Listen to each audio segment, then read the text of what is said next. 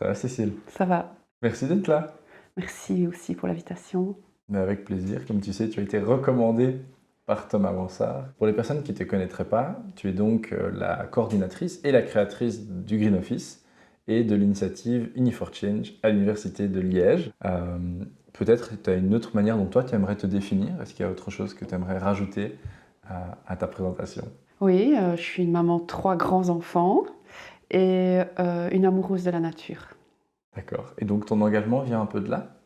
Alors mon engagement vient certainement de là, il vient de mon enfance où, j'ai grandi à Liège. J'avais la chance de vivre dans un énorme jardin, donc dès toute petite, j'étais au contact de la nature Mm. et puis, on avait la chance aussi de partir tous les mois d'août dans le sud-est de la France, dans un petit village magnifique, où on gambadait librement. J'adorais ça.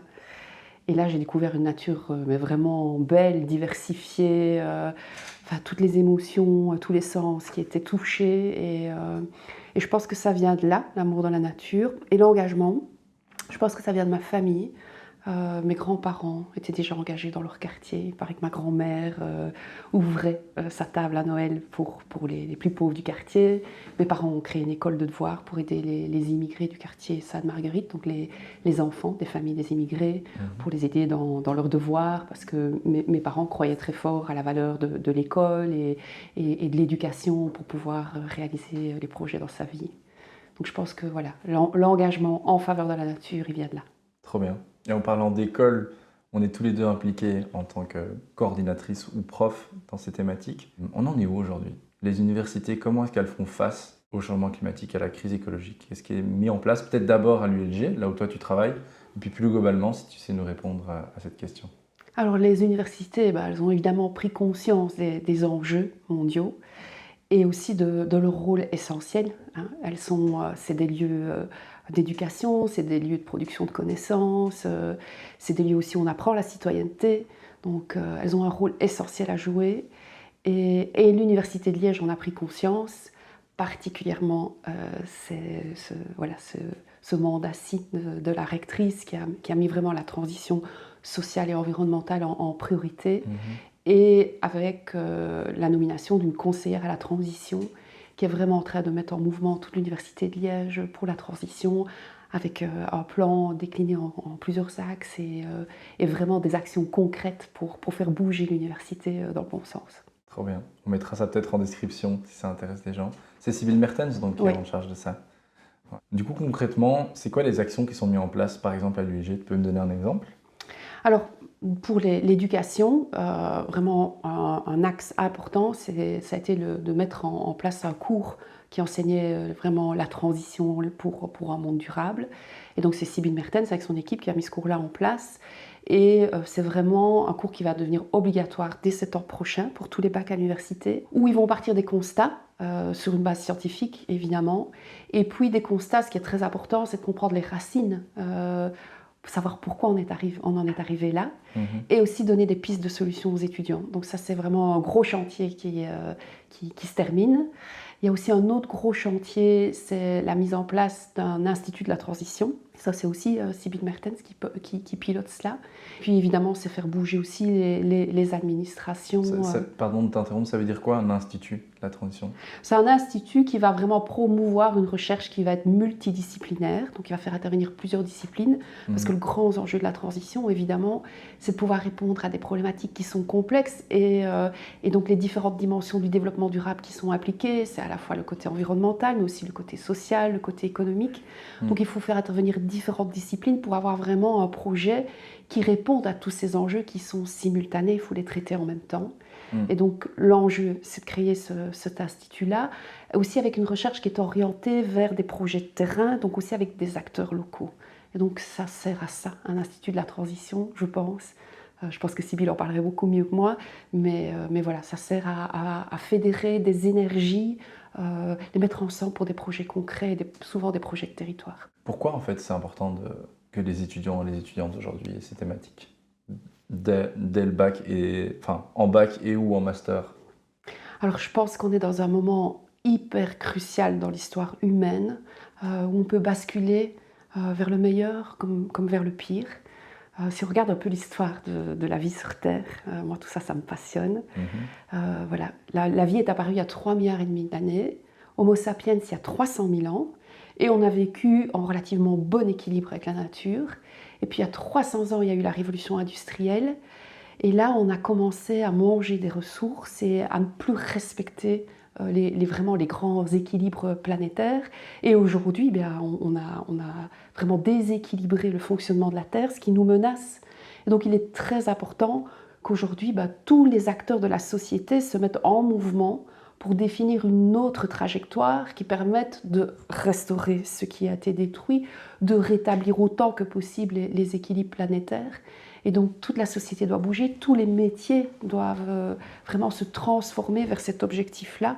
Et donc il est important de donner aux étudiants les clés pour comprendre, mais aussi les compétences pour pouvoir agir, l'envie aussi d'agir et de transformer le monde actuel. C'est très bien dit, merci beaucoup. Et parce que toi je sais que tu travailles au niveau supérieur, mais est-ce que ces compétences ou potentiellement ces connaissances, elles ne doivent pas arriver même encore plus tôt en fait dans l'enseignement? Si, elles doivent arriver dès le primaire et dès le secondaire. Je pense que voilà, apprendre aux enfants à avoir un esprit critique, à se connecter à la nature, à se connecter à soi, c'est des choses hyper importantes pour leur donner ce sens de l'éthique, du bien commun, aller à contre-courant de la société actuelle qui est très individualiste, très consumériste. Je pense que dès la petite enfance, on peut donner le goût d'une autre trajectoire. Je pense qu'il y a plein d'écoles qui sont en train de bouger, mais toujours sur base volontaire, avec des professeurs qui s'appliquent. Par exemple, dans la région liégeoise, l'Athénée de Soumagne, elle a une team développement durable qui est super active, avec des étudiants qui sont magnifiques. Donc je pense qu'ils bougent de façon volontaire. Et je pense aussi qu'il y a pas mal d'associations qui les aident, comme le WWF, comme Good Planet, comme le Coren, comme aussi la branche jeune de l'Institut Jane Goodall, donc ça s'appelle Roots and Shoots, qui accompagne vraiment les instituteurs et les enseignants à avoir cette pédagogie de la transition.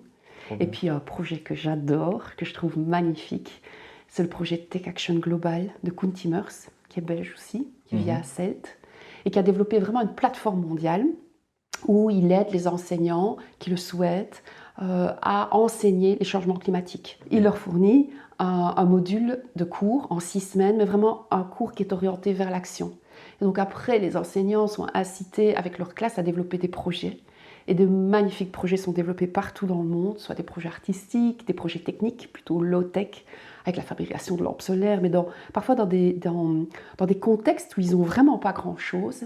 Et je pense que c'est hyper important parce qu'ils redonnent le goût de l'espoir aux jeunes, leur montrer que avec de l'énergie, avec de l'envie, le fait de se mettre en collectif, on peut faire de magnifiques choses. Et donc tous ces projets sont partagés sur sa plateforme.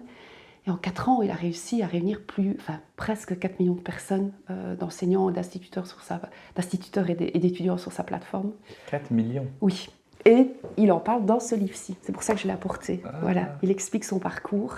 Et alors, ce qui est marrant, c'est qu'il a évidemment des personnes qui le soutiennent, des personnes qui sont connues, des marraines d'honneur aussi. Et une de ces marraines d'honneur, c'est la princesse Esmeralda de Belgique, qui est aussi la marraine d'honneur du Uni for Change. Et du coup, on s'est rencontrés et ça fait sens, évidemment, si on peut collaborer ensemble. Trop bien. Mais on parlera d'Uni for Change juste dans un instant. C'est marrant parce que tu as déjà plus ou moins répondu à ma prochaine question, qui était un petit peu, tu sais, quand je suis devenu enseignant, il y a quelqu'un, François Collard, du projet Education for Climate, qui me disait, tu sais, un élève retient entre 10 et 15% d'un cours.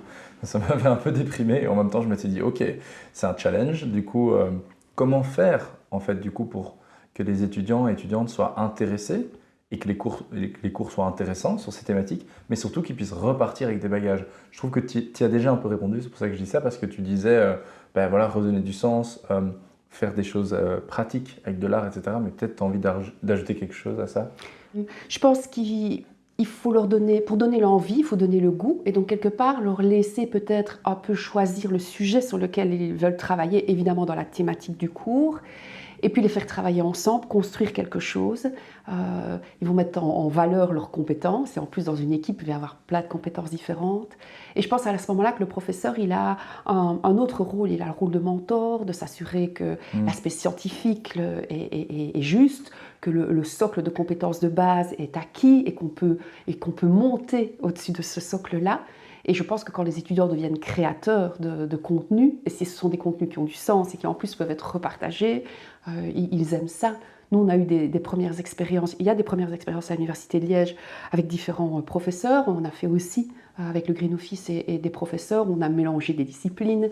On a fait travailler les étudiants. Voilà, par exemple, on a fait construire des challenges aux étudiants pour aider à protéger des espèces menacées.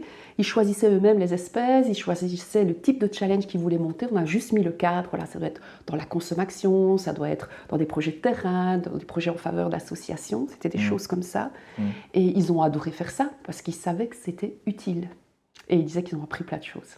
Trop bien. Mais justement, Green Office, là tu viens de nous donner un exemple concret. Tu peux m'expliquer un petit peu ce que vous faites exactement, enfin ou plus globalement avec le Green Office? Alors peut-être revenir sur la raison d'être du Green Office. Donc la raison d'être du Green Office, c'est de mobiliser tous les acteurs de l'Université de Liège. Et on a une communauté de 30 000 personnes, donc 25 000 étudiants et 5 000 employés, plus ou moins. Et c'est vraiment de les mobiliser, de leur donner envie d'être acteurs pour la transition. Et comment est-ce qu'on mobilise? Eh bien, c'est d'abord en éveillant l'intérêt, en partageant des données de façon simplifiée, parce que vraiment les questions de durabilité sont des questions complexes. Et donc, nous, on va essayer de simplifier. On va prendre, par exemple, une thématique donnée, par exemple la mobilité ou l'alimentation.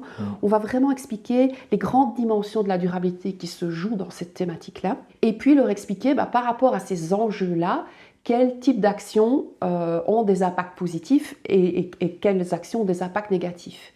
Et puis une fois qu'on a donné ces exemples-là, on peut expliquer concrètement, on va accompagner le changement en disant, voilà, si vous voulez avoir un impact positif, voilà des conseils qu'on donne. Donc on n'est pas dogmatique, on essaie d'éclairer, on essaie aussi d'inviter un esprit critique et on essaie aussi de réduire l'espace parfois qui est grand. Quand on doit sortir de sa zone de confort, si cet espace est trop grand, on ne va pas vers l'action. Donc on essaye de donner le maximum d'informations, de conseils pratiques pour réduire cet espace-là, pour faire que ce soit plus facile d'y aller. Et puis on essaye aussi de le faire en grand nombre, parce qu'on sait que la norme sociale a énormément d'influence dans le changement de notre société. On fonctionne comme des moutons. Et donc, se dire, tous ensemble, faisons ce type d'action-là. Voilà, on installe une nouvelle norme sociale et on montre aussi que tous ensemble, on a de l'impact et que ça vaut la peine. Souvent, les gens perdent espoir parce qu'ils ont le sentiment que ce qu'ils font n'a pas d'impact. Et nous, au contraire, on a envie de leur montrer qu'avec des actions individuelles multipliées un certain nombre de fois, on peut avoir de l'impact dans la consommation, par exemple.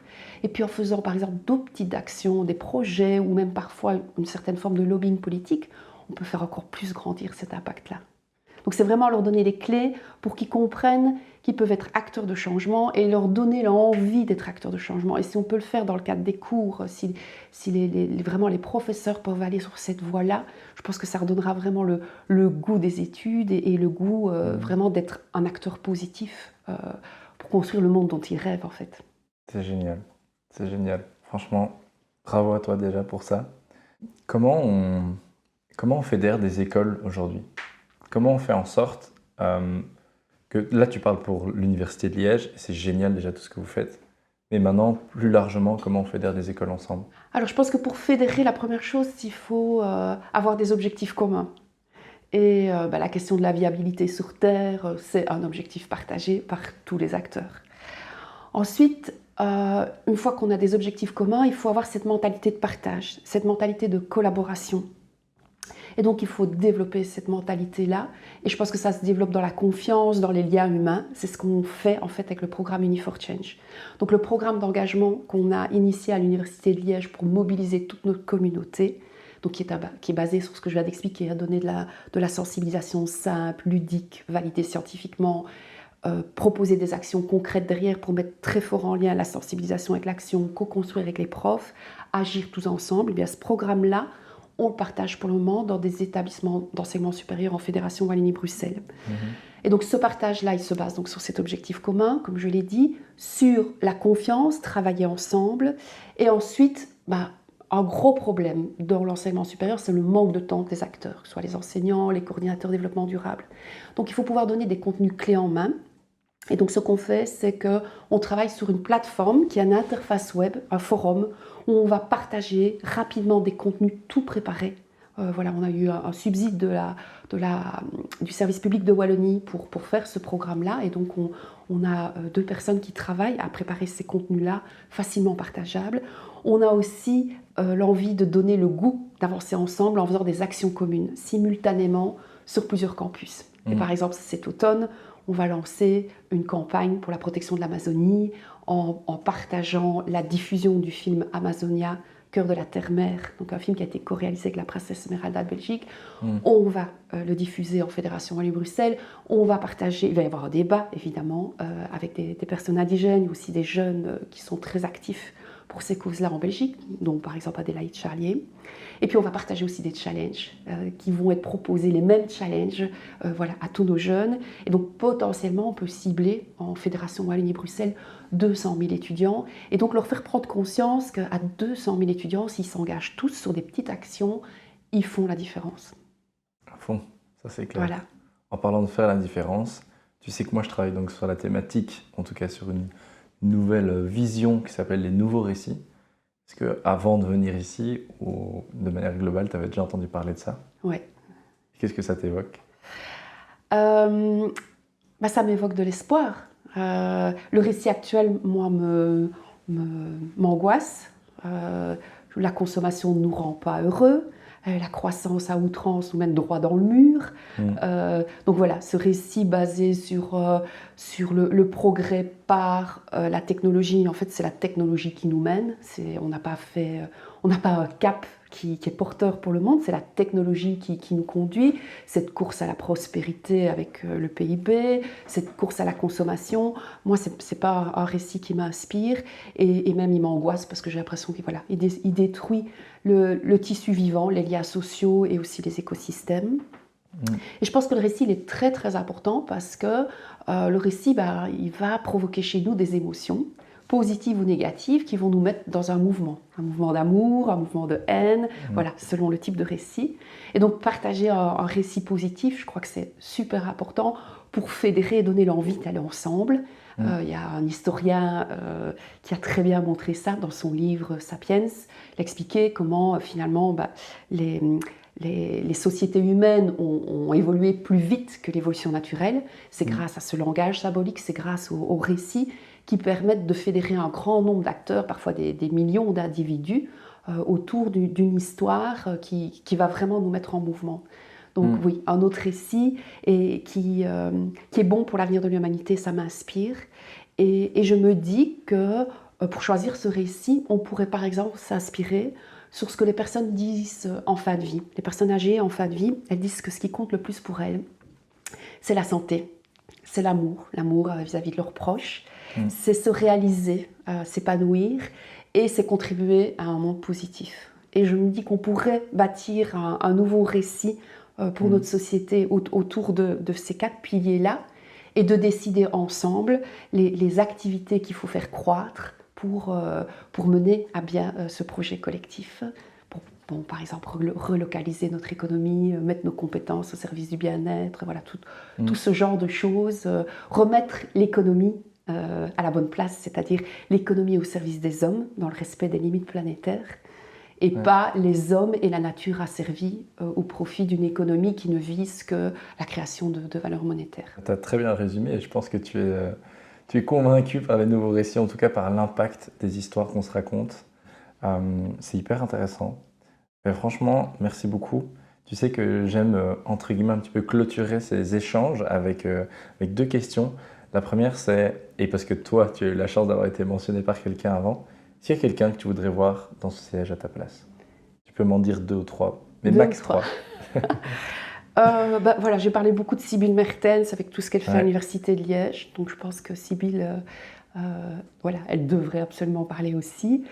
J'ai parlé aussi de Koen Timmers avec son initiative qui, en tout cas, moi, me donne de l'espoir.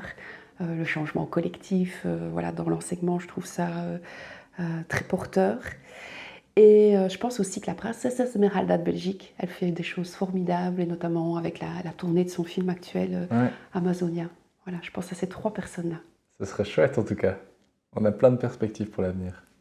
Est-ce que tu as un dernier mot que tu as envie de partager avec nos auditeurs, nos auditrices? Peut-être de croire en leurs rêves, de se faire confiance, de donner le meilleur de soi pour ce à quoi on croit. Et quand on fait ça, quand on donne plus que soi pour quelque chose de plus grand que soi, le bien commun, ben, on rencontre de magnifiques personnes. Et je pense que quand on donne plus au monde, plus que ce qu'on a reçu, eh bien, j'ai le sentiment que c'est comme ça qu'on arrivera à construire le monde dont on rêve. Je suis d'accord. Ça me permettra de te remercier, de remercier aussi toute mon équipe qui est derrière ces caméras ou pas ici présente, mais en tout cas, moi c'est aussi grâce à plein de personnes que j'arrive à porter ce projet et qui ont décidé de croire en moi. Et donc je les remercie, c'est aussi le moment des remerciements. Ben, merci encore à toi d'être venu ici jusqu'à Bruxelles aujourd'hui et j'espère que j'aurai l'occasion d'inviter les personnes que tu me conseilles.